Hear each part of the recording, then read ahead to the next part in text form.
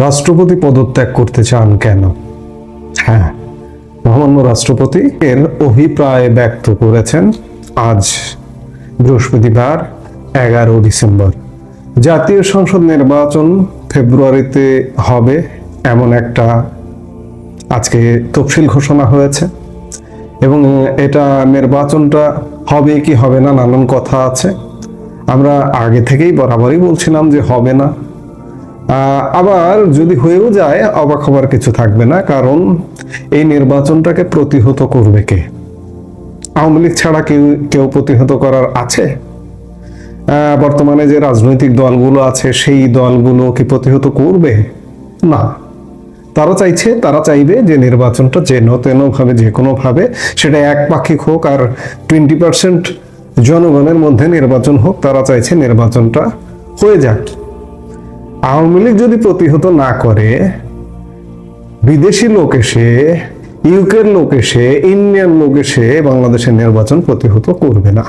কাজেই সামনের দিনগুলোতে আর 2 মাস আছে, 2 মাস পরে নির্বাচন। এই 2 মাসের মধ্যে আওয়ামী লীগ আসলে প্রতিহত করতে পারবে কিনা সেটা খুব বড় ধরনের প্রশ্ন, কারণ 1.5 বছরেও আওয়ামী লীগের আসলে কোনো কার্যক্রম সত্যিকার অর্থে দেখার মতো কার্যক্রম নাই, সোজা কথা যদি বলতে হয়। এখন আন্তর্জাতিক কূটনৈতিক কিছু কার্যক্রম চলছে, সেই কার্যক্রমগুলো যদি নির্বাচনকে ঠেকিয়ে দিতে পারে সেটি তাহলে ভিন্ন বিষয় হবে, কারণ বিশ্ব বলছে যে সব দলের অংশগ্রহণে, আওয়ামী লীগের অংশগ্রহণে অন্তর্ভুক্তিমূলক একটা নির্বাচন করতে। কিন্তু এখনো পর্যন্ত আসলে আজকেই এটা বলার সময় আসেনি যে 12 ফেব্রুয়ারি আসলে এই নির্বাচনটা হচ্ছে কিনা। যদি নির্বাচনটি হয়েই যায় তাহলে মহামান্য রাষ্ট্রপতি তার মেয়াদের মাঝামাঝি সময়ে পদত্যাগের সিচুয়েশনে পড়বেন বা তিনি পদত্যাগ করবার অভিপ্রায় ব্যক্ত করেছেন। আজ বৃহস্পতিবার 11 ডিসেম্বর রয়টার্সকে দেওয়া এক সাক্ষাৎকারে তিনি অভিযোগ করেন যে মোহাম্মদ ইউনূসের নেতৃত্বাধীন অন্তর্বর্তী সরকারের আচরণে তিনি অত্যন্ত অপমানিত বোধ করছেন। অপমানিত বোধ করবারই তো কথা। খেয়াল করে দেখুন যে মহামান্য রাষ্ট্রপতির হাতে শপথ নিয়ে এসছেন মোহাম্মদ ইউনূস। শপথ নিয়ে আসবার পরে কিন্তু একবারও রেওয়াজ অনুযায়ী প্রধানমন্ত্রী, সরকার প্রধান, রাষ্ট্রপ্রধানের সাথে সাক্ষাৎ করে একবারও মুখ দেখাদেখি পর্যন্ত করেননি। রাষ্ট্রপতির নানান সুযোগ সুবিধা বন্ধ করে দিয়েছেন, রাষ্ট্রপতির প্রেস উইং বন্ধ করে দিয়েছেন, রাষ্ট্রপতিকে কোনো মিডিয়ায় কথা বলা বা তার সোজা কথা সরকারি মিডিয়া, এই যে বেতার, টেলিভিশন, তার কোনো অনুষ্ঠান কাভারেজ করে না। মানে নানা ভাবে বঙ্গভবনকে সীমিত করতে করতে রাষ্ট্রপতির ক্ষমতা তো এমনিতেই সীমিত করতে করতে এমন সীমিত করেছেন যে তিনি এক প্রকার বলতে গেলে বলা যায় যে এই মুহূর্তে বঙ্গভবনের দম বন্ধ করে আছেন। আওয়ামী লীগ সরকার বিদায় হবার পরে সবচেয়ে বিপদগ্রস্ত মানুষটা হচ্ছেন মহামান্য রাষ্ট্রপতি। নিতান্তই কিছু দায় দায়িত্ব আছে, দায় দায়িত্বের কারণে তিনিও এই কথাগুলো বলেছেন রয়টার্সের সাক্ষাৎকারে। দায় দায়িত্বের কারণে তিনি এখনো পর্যন্ত দায়িত্ব পালন করছেন। যদি না করতে হতো তিনি হয়তো আরো আগেই বঙ্গভবন থেকে বিদায় নিতেন। তিনি তার দায়ের জায়গায়, দায়িত্বশীলতার জায়গায় এখনো পর্যন্ত দায়িত্ব পালন করে যাচ্ছেন। রাষ্ট্রপতি শাহাবুদ্দিন 2023 সালে আওয়ামী লীগের মনোনীত প্রার্থী হিসেবে বিনা প্রতিদ্বন্দ্বিতায় 5 বছরের জন্য রাষ্ট্রপতি নির্বাচিত হন। তবে বর্তমান পরিস্থিতিতে তিনি পদ ছাড়তে প্রস্তুত বলে জানান। বঙ্গভবন থেকে হোয়াটসঅ্যাপে দেওয়া সাক্ষাৎকারে তিনি বলেন, আমি পদত্যাগ করতে আগ্রহী, তবে একই সঙ্গে তিনি যোগ করেন, নির্বাচন না হওয়া পর্যন্ত আমার দায়িত্ব পালন চালিয়ে যাওয়া উচিত। সাংবিধানিকভাবে রাষ্ট্রপতি থাকায় আমি আমার অবস্থান ধরে রাখছি। সর্বশেষ মহামান্য রাষ্ট্রপতিকে অবমাননার একটি ঘটনা ঘটেছে, সেটি হচ্ছে যে বিদেশি মিশনগুলো থেকে রাষ্ট্রপতির সরকারি প্রতিকৃতি সরিয়ে নেওয়ার ঘটনাকে তিনি গভীর অপমান হিসেবে দেখেন।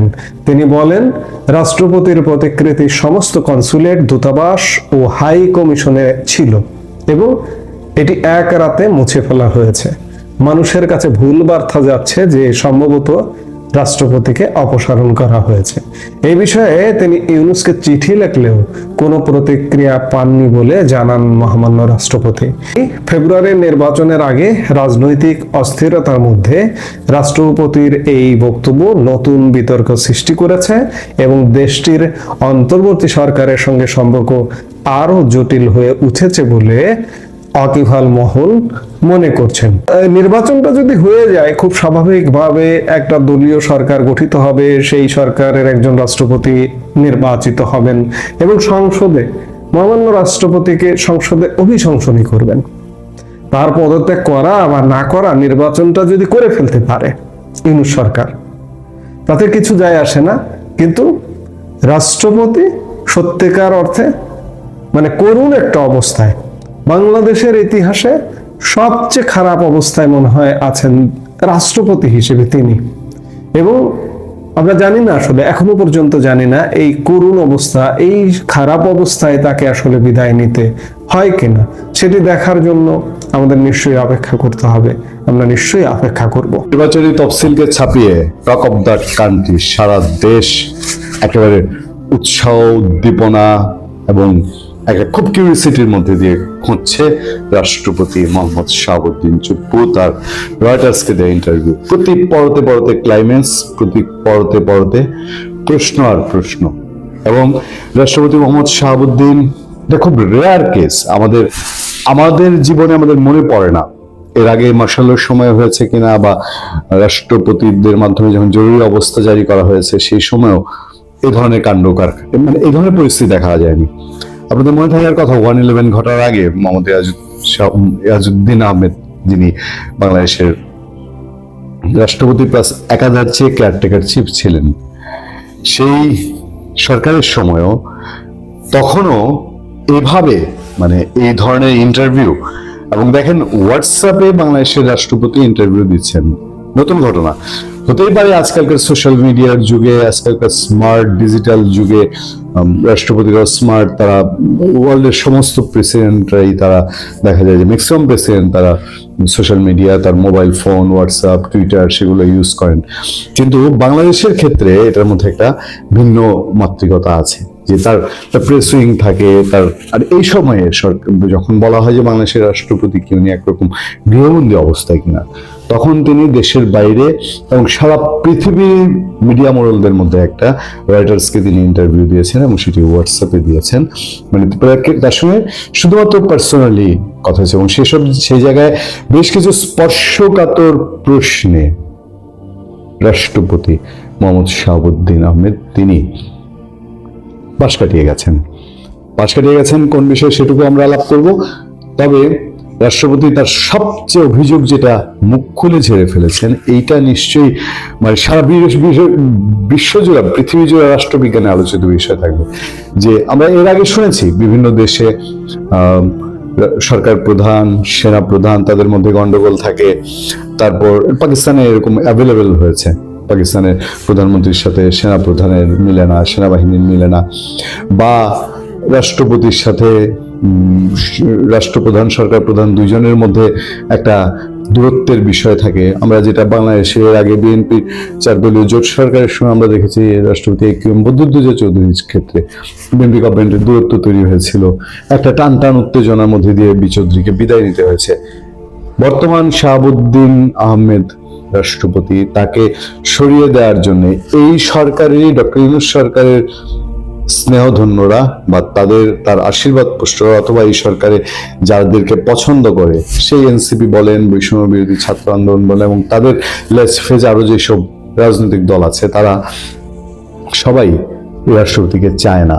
মুখ ফুটে বাংলাদেশে রাষ্ট্রপতি পদে থাকা মানুষটিকে চুপ্পুই করেছে, চুপ্পুসেই করেছে, পদটা ভুলে গেছেন। সেরকম ভাবে প্রধান উপদেষ্টা ডক্টর মোহাম্মদ ইউনূস, তিনিও সেই পদের মর্যাদা দেননি বলেই তিনি হয়তো 7 মাস তার সঙ্গে দেখা করেন না। রাষ্ট্রীয় কোনো অনুষ্ঠানে তাদের দুজনকে পাশাপাশি দেখা যায় না, যেটা রেওয়াজ আমাদের দেশে। এই সময়ে এই কাঁপন ধরানো, ঝাঁজ জাগানো রাষ্ট্রপতি মোহাম্মদ শাহাবুদ্দিন চুপ্পুর ইন্টারভিউ, সেই ইন্টারভিউর প্রতি পরতেই গবেষণা করার মতন। অন্তর্বর্তী সরকারের প্রধান নোবেলজয়ী মোহাম্মদ ইউনূসের কাছে অপমানিত বোধ করায় চলতি মেয়াদের মাঝামাঝি সময় পদত্যাগের পরিকল্পনা করছেন রাষ্ট্রপতি মোহাম্মদ শাহাবুদ্দিন। মানে এই যে অপমানিত কথাটা তিনি ইউজ করেছেন, তিনি এর আগেও কিন্তু ইউজ করেছেন। তিনি তখন আর ডক্টর ইউনূসের কাছে বলেননি, তিনি তার ছবি যখন সরিয়ে নেওয়া হয়েছে তখন আমরাও আলোচনা করেছি, তিনি পররাষ্ট্র মন্ত্রণালয়ে তার মনোকষ্ট এবং সেই চিঠির ল্যাঙ্গুয়েজও ছিল একটা মনোবেদনায় ভরা একটা মানুষের, তিনি সেসব জানিয়েছিলেন। কিন্তু এইবার তিনি যে অপমানিত বোধ করেছেন, এখন এই অপমানিত কি ব্যক্তি শাহাবুদ্দিন চুপ্পুর নাকি আমাদের রাষ্ট্রপতি? সারা ওয়ার্ল্ড কি জানবে?